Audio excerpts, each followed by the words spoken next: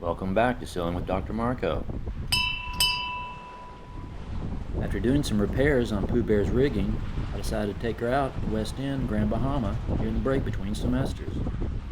It's about 27 miles from my slip to Old Bahama Bay, but the first step is to navigate through all the big ships entering and exiting Freeport Harbor.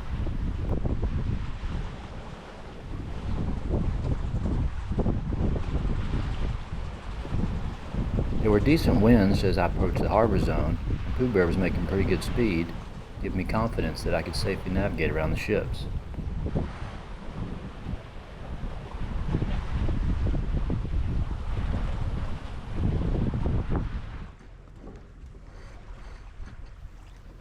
However, as I started to weave my way between a couple of big ships, the wind started to die down, although I was still able to maintain steerage.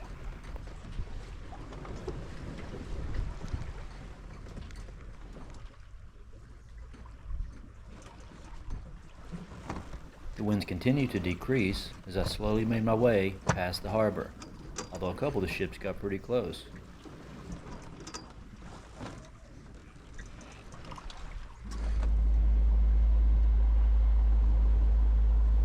After plodding along at about a knot and a half for a couple hours, I decided to motor sail the final leg to Old Bahama Bay so I could make it in before dark.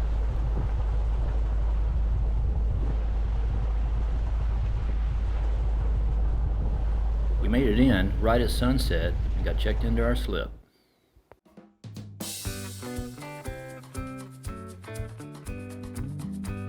The marina is adjacent to a nice resort, and registered boaters have access to all of its amenities.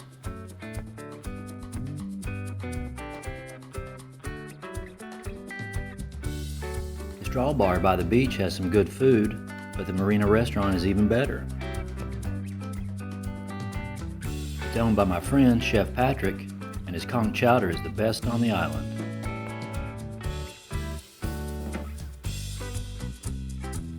The marina was pretty busy with a lot of big game fishermen, a couple of shark diving adventure companies, and a lot of pleasure yachts.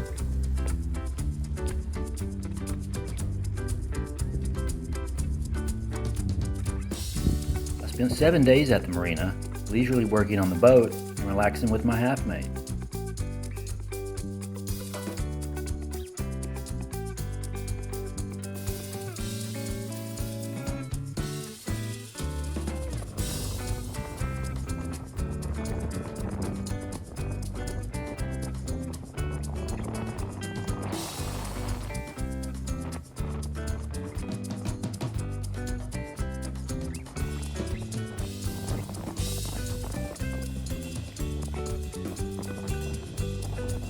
Mr. Wilson does not approve this video.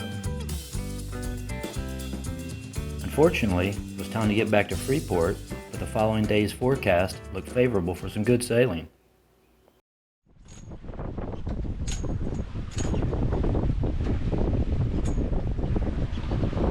Get along here at 6 knots. 6.2.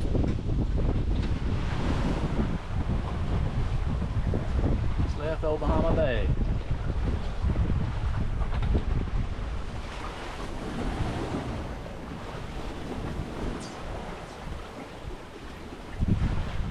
As predicted, the winds were perfect for beam reaching along the coast, and Pooh Bear was getting close to her maximum hull speed.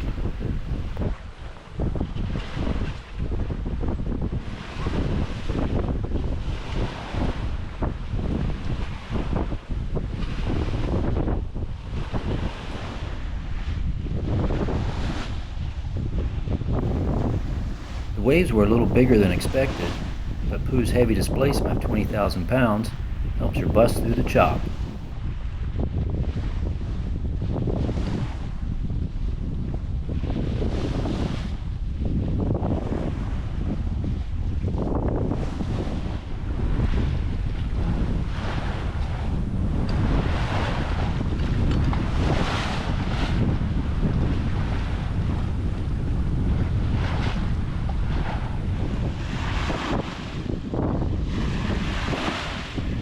Sails like this, you fall in love with your boat all over again. But it wouldn't stay like this for very long.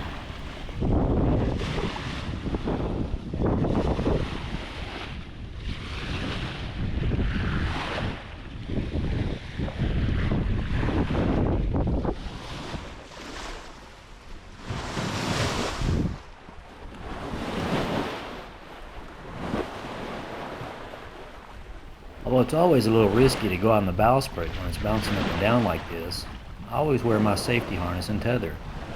And the view is incredible.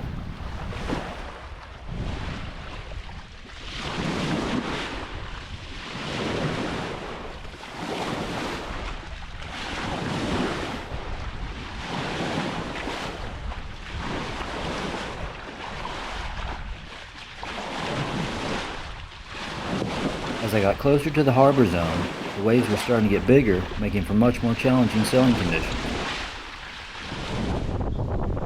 A pop-up storm formed over Freeport Harbor, and although it didn't get much rain, the winds became erratic and the seas confused. Poseidon decided it was time to teach me a few lessons. As the conditions continued to deteriorate, I wasn't able to shoot any video, but at one point, the boat got spun around a little bit, and a gust of wind sent the boat tilting so far over that the starboard rail went underwater. Although not technically a knockdown, it was the most heeled over I'd ever been in a sailboat. To make matters worse, one of the blocks, or pulleys which controls the mainsail, lost its attachment to the cabin top roof, forcing me to rig a temporary solution. I gotta admit, it was a little scary, but I just kept trying to claw my way through the waves and get back to my canal. When I got a couple of miles from the canal entrance, the wind started to die, making it challenging to steer in the rowdy waves.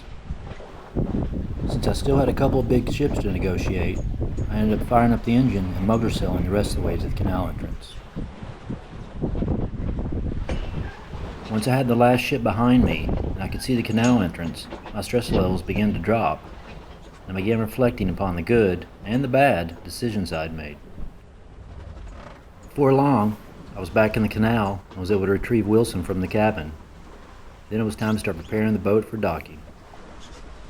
Although a little more challenging than normal, I eventually got the boat docked and cracked a celebratory beer. I hope you enjoyed the trip. I know we did, and I'm already looking forward to my next adventure with Pooh Bear and Mr. Wilson.